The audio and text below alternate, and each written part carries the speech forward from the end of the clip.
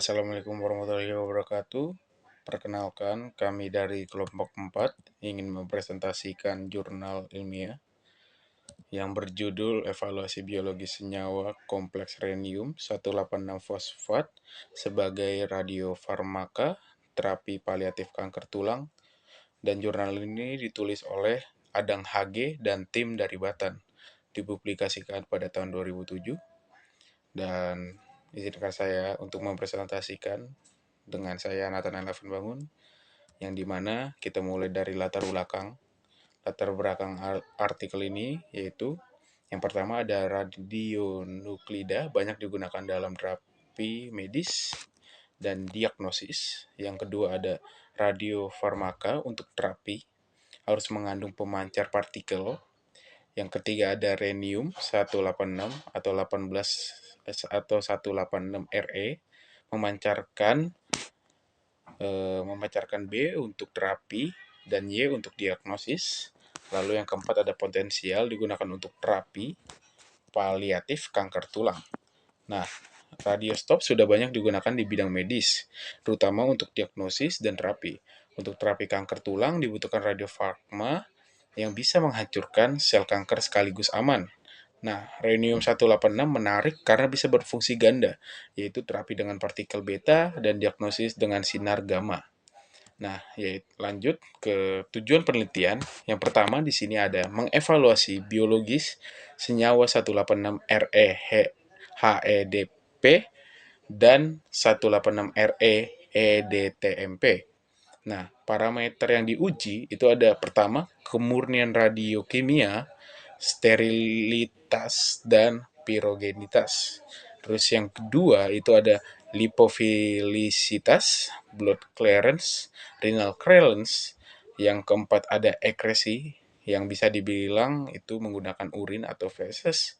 Yang terakhir ada biodistribusi atau imaging gamma kamera.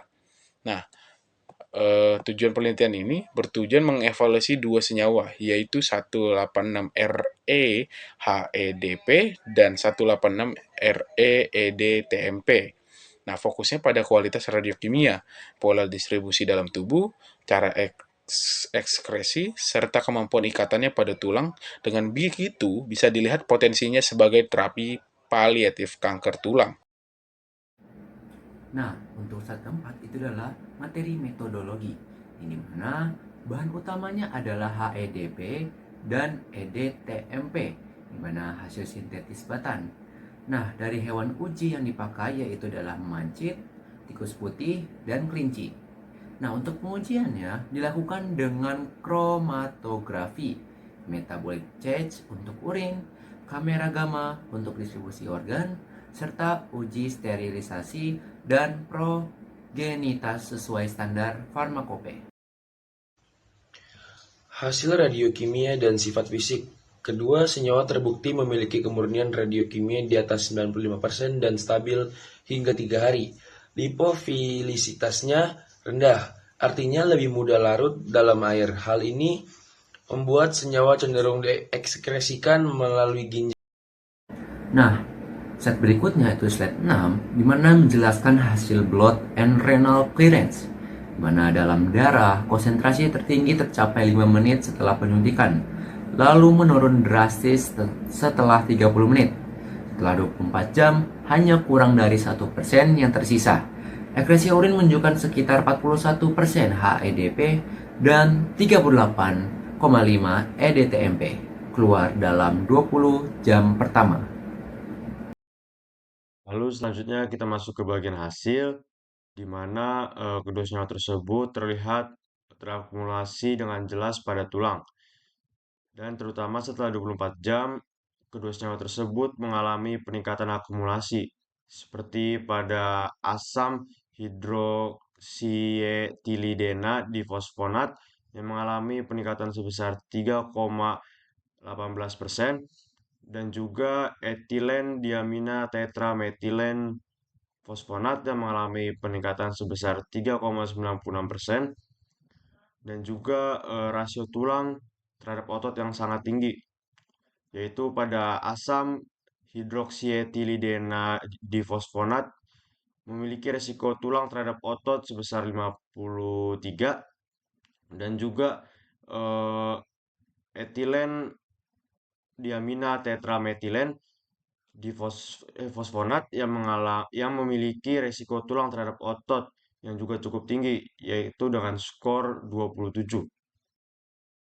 Oke, selanjutnya kita akan masuk ke hasil imaging gamma kamera, yang dimana kita akan membandingkan gambar dan hasil gambar yang didapat berdasarkan durasi pasca injeksi, yang dimana terdapat dua bagian di sebelah kiri dan sebelah kanan slide, dimana di sebelah kiri slide terdapat dua gambar yang diambil 2 jam pasca injeksi, dan di sebelah kanan terdapat gambar yang diambil 24 jam pasca injeksi, di mana pada gambar di sebelah kiri yang diambil 2 jam pasca injeksi menunjukkan gambaran dari tulang-tulang tersebut belum terlihat dengan jelas atau masih samar-samar dan belum terlihat bentukan secara utuh. Lalu kita bandingkan dengan gambaran setelah 24 jam injeksi, di mana gambar tulang dan rangka-rangka tulang mulai terlihat dengan jelas. Dan juga pada 24 jam setelah injeksi, distribusi yang dilakukan ke organ lain itu menurun atau tergolong dengan kategori rendah.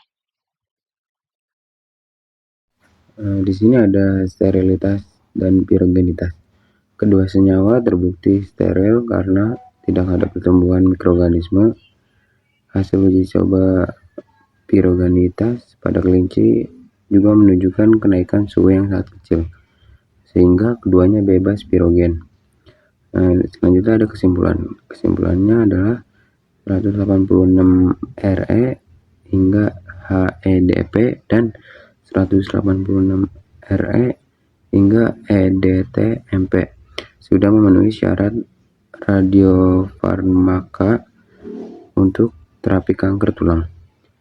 EDTMP lebih unggul karena ikatannya lebih kuat pada tulang, namun masih dibutuhkan uji klinis di rumah sakit untuk pemakaian pada manusia.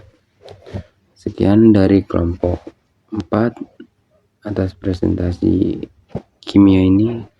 Wassalamualaikum warahmatullahi wabarakatuh.